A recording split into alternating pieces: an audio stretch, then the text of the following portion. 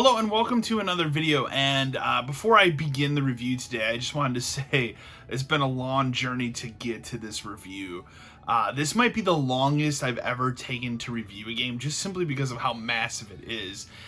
So I appreciate anybody that was waiting for my review of this game to take their time waiting for this review, because this game came out, let's see, Elden Ring came out February 25th of this year, and I'm now recording this in May. So it's taken me a while. But anyways, enough. Let's talk about Elden Ring. So you guys all know on the channel that I'm a massive fan of the Dark Souls franchise. I've played and completed every single one of these games with the exception of Sekiro, because I just didn't care for Sekiro. So after years and years of anticipation and excitement and speculation, Elden Ring finally released this year. But is the game any good? We've been waiting a long time for this game. Is it any good? Is it worth the years of waiting? Does it live up to the title of being a Dark Souls game? The answer to all of these questions is a resounding yes. Elden Ring flourishes by engrossing the player into From Software's most realized world yet, and one that is fully open for exploration. And unlike the past Souls games, this is a true open world experience. Once you hit the main world after a brief optional tutorial, and the keyword there is optional, you can literally go in any direction. In fact, my first 20 hours with Elden Ring were spent doing just that, exploring. I didn't start on the critical path for quite a while, and that was due to the overwhelming size of this environment. From Software really outdid themselves here, making the most unforgettable open world experience since maybe Breath of the Wild. Some of the most fun I've had in a game like this was stumbling into the unknown.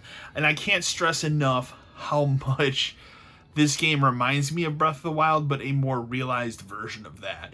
There's so much to do. There's so much exploration. There's so many just different environments you can kind of bumble into and find this, that, or the other thing to be like, I don't even know what the hell I'm doing. There's so much of that in this game. It's truly remarkable. But if you're a fan of the Souls games, don't worry. There are still dungeons which feel much more like a Dark Souls game. So if you're going into this game and you're thinking, oh, it's just open world Breath of the Wild with the Souls format, it's much more than just that.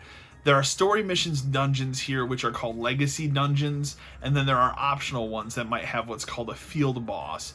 Sites of Grace are now the new bonfires, and the game allows for a robust fast travel anywhere system, which is really cool.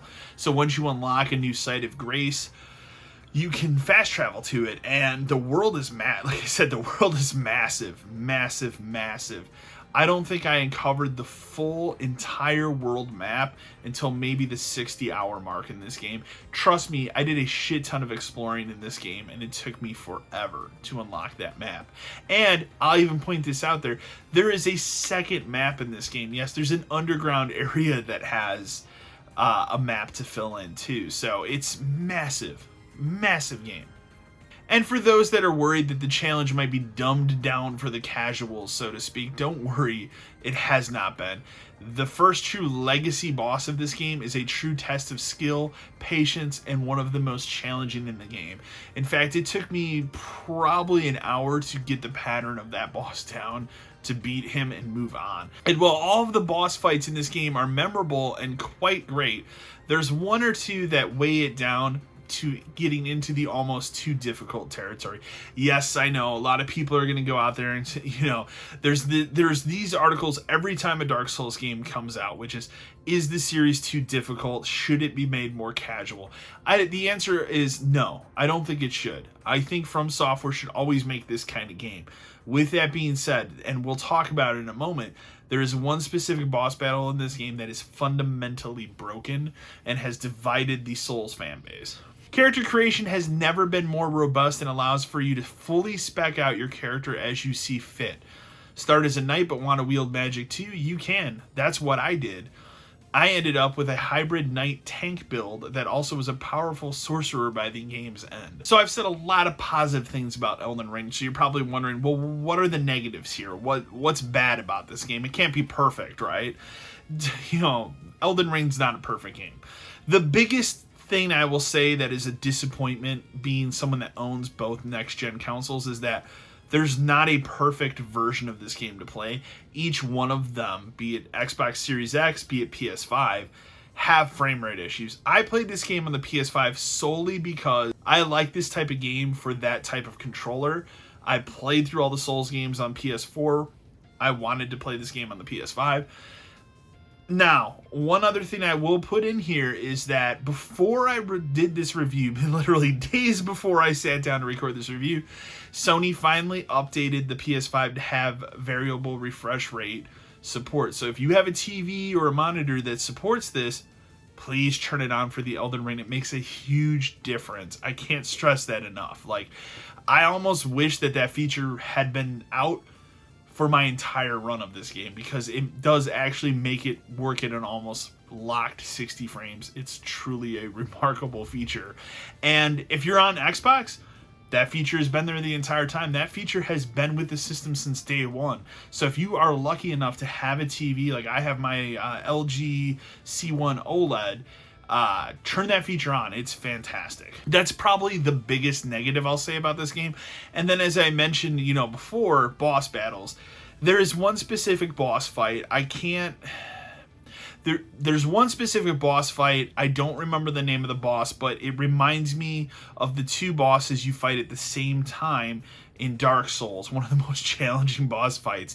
There are these two bosses you have to fight at the same time. But the difference between that battle and this one is, in that game, each of those two bosses had a separate health bar. So if you killed one, you could focus on the other one. In Elden Ring, they decided for whatever reason to have both of them share a combined health bar. And what that means is, if you defeat one and you start working on the other one, there's a little bit of a leeway period before the other guy gets back up, because that health bar hasn't been depleted. These two bosses also have what I would tell you are like Stretch Armstrong abilities, where they can reach you across the map. One can roll around in this like ball form. It's ridiculous. It took me about 3 hours to defeat this boss. And it's not even just learning the attack patterns, because it's so sporadic.